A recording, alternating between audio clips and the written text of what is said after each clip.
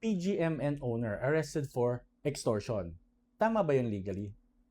Okay, so nabalita nga na si Franco Mabanta, founder of the Peanut Gallery Media Network, was arrested today by the NBI over an alleged extortion scheme.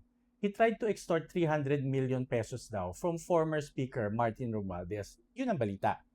Pero, alam nyo ba na legally speaking walang krimen na extortion? Hindi yan existing sa Pilipinas. Madalas lang ginagamit yan na generic term ng mga media at ng pulis para sa pangungutong or pagbanta kapalit ng pera. Pero there is no such crime. So, ano pwedeng ikaso kay Mabanta kung totoo nga ang mga allegations? One possible charge is for violation of Article 356 of the Revised Penal Code, threatening to publish and offer to prevent such publication for a compensation.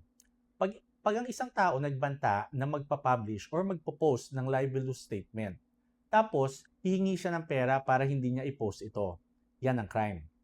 Possible din ang grave threats. Ito yung crime committed if may magbabanta ng injury to reputation, conditioned upon payment of money.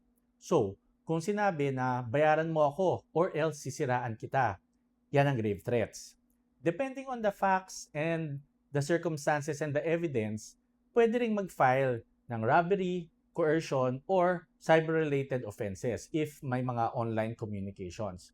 Pero ang importante dito, hindi technically correct ang paggamit ng term na extortion, especially if sinasabi na he was arrested for committing the crime of extortion. Kasi wala ngang crime of extortion.